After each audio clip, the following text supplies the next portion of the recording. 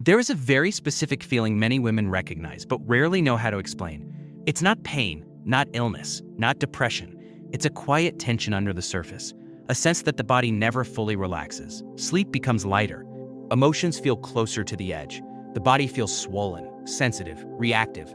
Most women are told this is just part of being female, or stress, or aging. But biology is rarely vague. Very often, this state has a name: progesterone deficiency.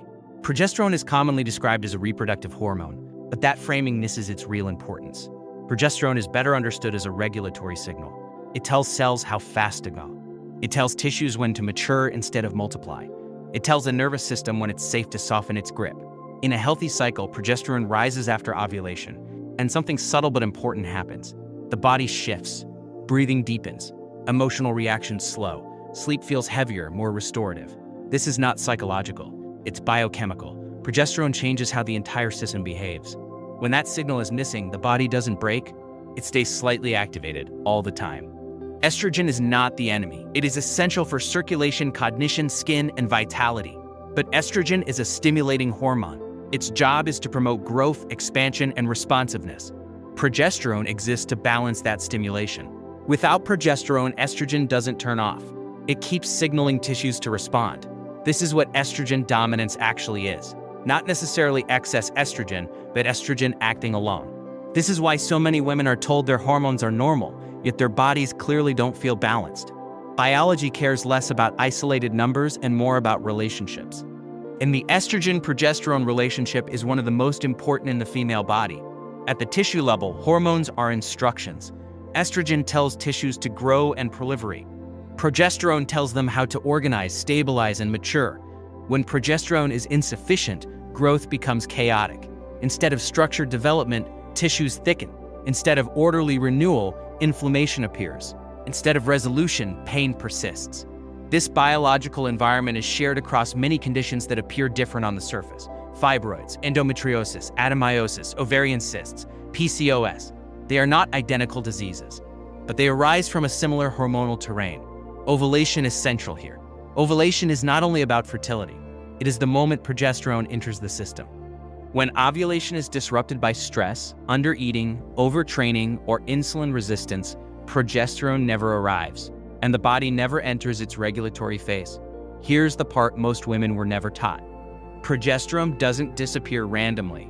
It is used up, diverted, or never produced in the first place. Modern life creates the perfect conditions for this to happen: quietly, gradually, and consistently. Let's start with stress. When the body is under chronic stress, it prioritizes survival hormones. Cortisol becomes the focus. To produce cortisol, the body uses the same raw materials needed to make progesterone.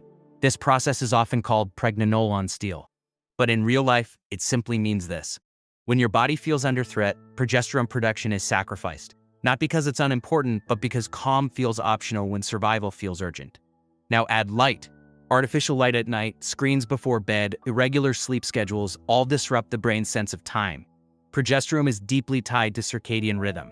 When the brain no longer clearly distinguishes day from night, the hormonal rhythm that supports ovulation and progesterone weakens. Then comes undereating. Many women undereat without realizing it, especially protein, fats, and total calories. The body interprets this as scarcity.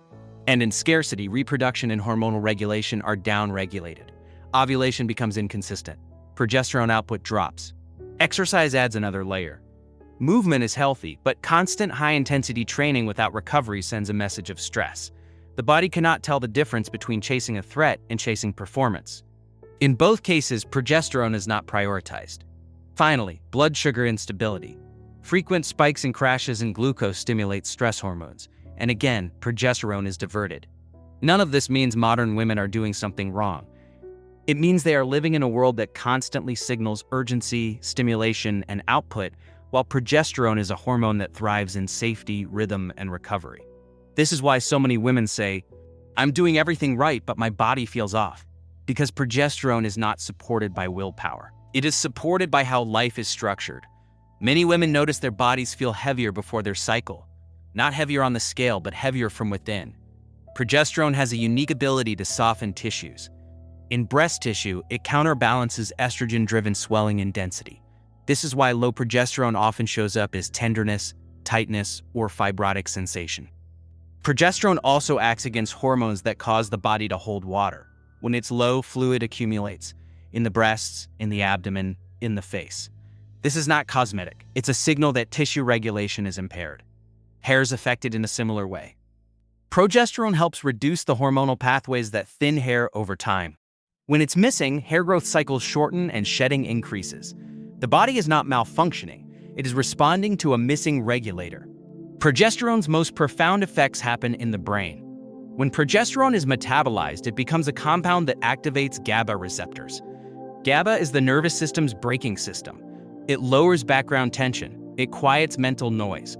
It allows the brain to disengage from constant monitoring. When progesterone is low, the brain stays vigilant. Not panic, just alert. This is why many women experience anxiety without a clear trigger, why relaxation feels difficult, why silence can feel uncomfortable. Progesterone doesn't numb emotions, it restores emotional containment. Sleep only happens when the brain feels safe. Progesterone helps create that sense of safety.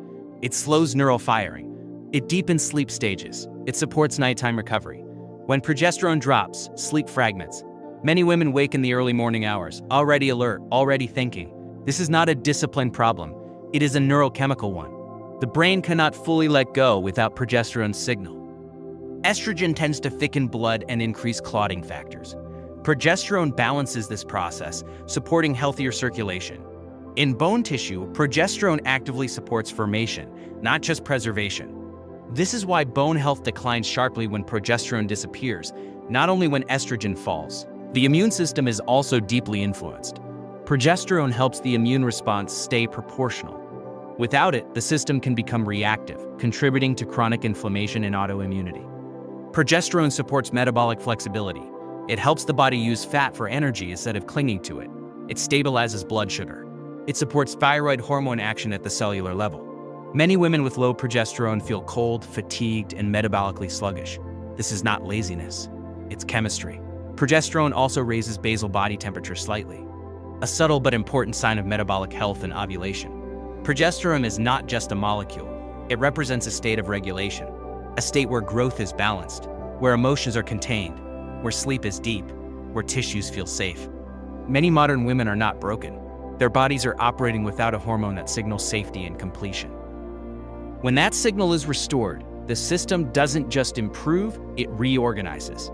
If this video helped you understand your body a little better, support the channel with a like. Subscribe to BioMind Zone for more science-based hormone content, and share this video with someone who might need it. You were never broken. You were just never taught how to interpret the message. Thank you for being here.